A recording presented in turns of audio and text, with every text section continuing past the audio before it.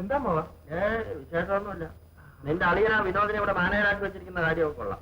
പക്ഷെ അവന്റെ അധികാരം ഒന്ന് എന്റെ അടുത്ത് എടുക്കരുത് അവനോട് പറഞ്ഞേക്കാം. അമ്മാവൻ എന്തിനാ അവരോട് സംസാരിക്കാൻ പോകും? ഞാൻ സംസാരിക്കാൻ പോകുന്നില്ല. പക്ഷെ ഒരു കാര്യം ഞാൻ പറഞ്ഞേക്കാം. വിനോദ് ഈ കമ്പനിയുടെ മാനേജർ തുടർന്നു പോയാൽ അധികം താമസിയാൻ കൂട്ടേണ്ടി വരും.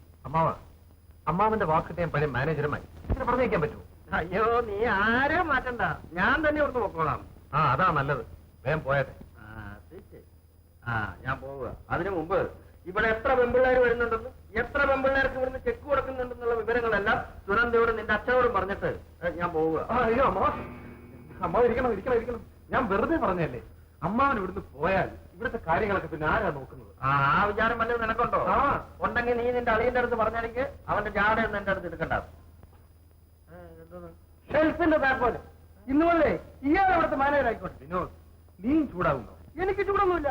ആരിവിടെ ജോലിക്ക് വന്നാലും ഈ മഹാഭാവി അവരെ പറ്റി നുണ പറയും. മോഹൻ അത് കേൾക്കാത്ത താമസം അവരെ പറഞ്ഞു വിടുകയും ചെയ്യും. എനിക്കെതിരായി നിൽക്കുന്നവനെല്ലാം ഞാൻ ചാടിക്കും. നിന്നെയും ചാടിക്കൂടാ. നിന്റെ ഉമ്മാക്കൊന്നും നീ എന്റെ അടുത്ത് എടുക്കണ്ട. ആ താക്കോല് നീ തന്നു നോക്ക്. ഞാൻ ആ കസേരയിലൊന്ന് പോയി ഇരുന്ന് നോക്കട്ടെ. നീ അവനെ തടയാതെ ആ താക്കോല് അവനെ നടക്കുന്ന. ഞാൻ ഈ ഓഫീസ് മാനേജർ ഇരിക്കുമ്പോൾ ഇന്റർവ്യൂ ചെയ്താൽ ശരിയാ. നീ ഇവിടെ ജോലിക്കാർക്ക് ചോറ് കൊണ്ടുവയ്ക്കാൻ നിർത്തിയില്ലെന്ന് കണ്ടു തപ്പിപ്പോയി എടുത്തിട്ട് പോയാ അമ്മാവൻ ഇതൊക്കെ ചെയ്യാൻ നാണമില്ലേ? കാണിച്ചാ ഊണ് നടക്കില്ല. എന്നാ അവിടെ പോറ്റുകൊണ്ട് വടക്കേപ്പുറത്ത് പോയി നിൽക്കരുത്. ഏഷ്യയിൽ എടുത്തിനാനായിട്ട്. അല്ല, നാണമില്ലാത്തതുകൊണ്ട് ഇവിടെ വാല് വിളിച്ചാൽ അത് സൗണ്ട് ഞാൻ പറഞ്ഞു കേട്ടിട്ടുണ്ട്. വിനോദ് പ്ലീസ്.